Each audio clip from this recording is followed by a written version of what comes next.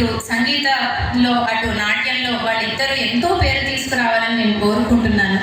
అలాగే ఆశ్లేష నిజామాబాద్లో శాస్త్రీయమైన సంగీతం, రాగం పట్ల, తాళం పట్ల, శృతి పట్ల, లయ పట్ల సరైన అవగాహన, సరైన జ్ఞానాన్ని పిల్లలకు అందించి వాళ్ళని ఎంతో బాగా తయారు చేయాలని ఆ నమ్మకం నాకుంది. నేను సర్వదా ఆశిస్తాను. ఆమెకి ఎప్పటికీ కూడా నా శుభాకాంక్షలు. ఇవాళ పరమాచార్య గారి జయంతి, కంచి మహాస్వామి వారు, శ్రీ శ్రీ శ్రీ చంద్రశేఖరేంద్ర సరస్వతి స్వామి వారు అపార కరుణా సింధు జ్ఞానదం శాంతరూపిణం శ్రీ చంద్రశేఖర గురు ప్రణమామి బుధా. ఆ మహాస్వామి వారి కృపా కటాక్షాలు, అనుగ్రహం, ఆశీస్సులు సదా ఆశ్లేషకి, వాళ్ళ కుటుంబానికి, ఇక్కడ ఉండే చిన్న పిల్లలకి, మ్యూజిక్ అకాడమీలో ఉండే శిష్యులందరికీ కూడా ఉండాలని మనస్ఫూర్తిగా కోరుకుంటూ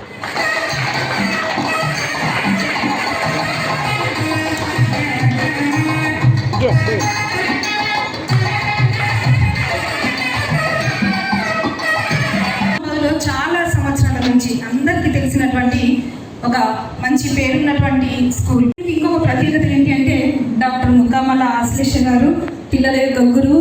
తను కూడా అందులోనే ఒక విద్యార్థిగా బయటకు వచ్చి ఈరోజు ఈ స్థాయిలో నిల్చున్నారు అని చెప్పడానికి ఈ సందర్భంగా గౌరవ చెప్పాల మధ్యలో వేదికపై ఆహ్వానిస్తున్నాం. అదేవిధంగా కూడా వేదికపై రావాల్సిందిగా మనవి.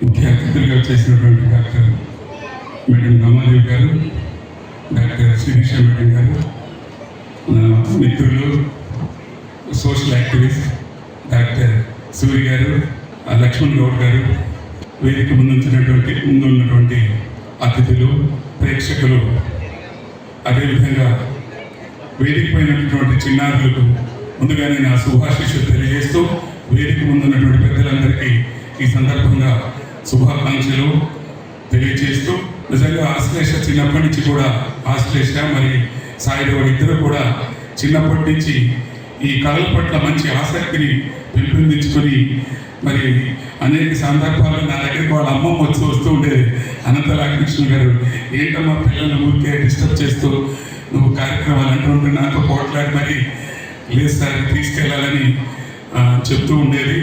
అలాగే ప్యారలల్గా ఈ చదువు వెనుక చక్కగా చదివేవారు. అదేవిధంగా ఈ కళల పట్ల కూడా వీళ్ళు మంచి నైపుణ్యాన్ని సంపాదించి ఈ రోజున స్కంద విద్యుత్ అకాడమీ ఏర్పాటు చేసి అనేక కార్యక్రమాలని, అంటే ఇలాంటి కార్యక్రమాలు ఏర్పాటు చేయడం వల్ల ముఖ్యంగా పిల్లలకి ఈ సంగీతం పట్ల ఆసక్తి పెరిగే అవకాశం ఉంది.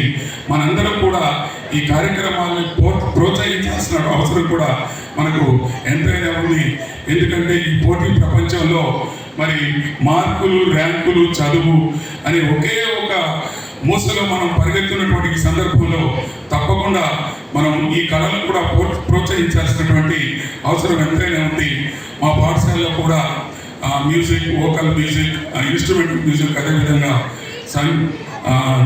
నృత్యం కూడా నేర్పించేటటువంటి సందర్భం మా పాఠశాల ఉంది. నాకు సంగీతం అంటే చాలా ఇష్టం. అన్నమయ్య జయంతిని జరుపుకున్నాం. అన్నమాచార్యుల వారు అంటే తెలియని వారు ఎవరు ఉండరు. మరి వారి గురించి తెలిసినా ఇంకా ఎంతో కొంత సమాచారం మనకు తెలియకుండా మిగిలే ఉంటుంది. కానీ ఒకసారి కొంచెం ఇన్ఫర్మేషన్ తెలుసుకునేటువంటి ప్రయత్నం చేద్దాం. 1408 మే 9వ తేదీ ఆ రోజు ఉన్నటువంటి తిథి వైశాఖ శుద్ధ పౌర్ణిమ. అంటే మనం చూసుకుంటే కనుక మనకి నిన్ననే మే 1 వైశాఖ శుద్ధ పౌర్ణిమ, నిన్న అన్నమయ్య జయంతిని అదే బుద్ధ పౌర్ణిమను కూడా మనం జరుపుకున్నాం. మరి డేట్ ప్రకారంగా చూస్తే కనుక మే 9. మరి తాళపాక గ్రామంలో లక్కమాంబ నారాయణేశ్వరి దంపతులకు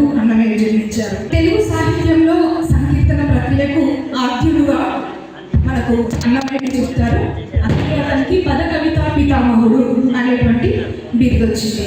మరి అన్నమయ్య 32,000 పైగా సంకీర్తనలు రాశారు కాబట్టి ఆయనకు సంకీర్తనాచార్యుడు అని కూడా బిరుదు వచ్చింది. ఆయన 32,000 పైగా సంకీర్తనలు రచించిన ప్రముఖ వాగ్గేయకుడు. ఈ కీర్తనలన్నీ కూడా శ్రీ వెంకటేశ్వర స్వామి వారిని కీర్తిస్తూ రాసినటువంటి కీర్తనలు. ఈ కీర్తనలు ఆధ్యాత్మిక అటు శృంగార శైలులుగా విభజించబడ్డాయి. శ్రీ వైష్ణవ సాంప్రదాయంలో నందకాంశ సంభూతుడిగా అన్నమయ్యను పరిగణిస్తారు.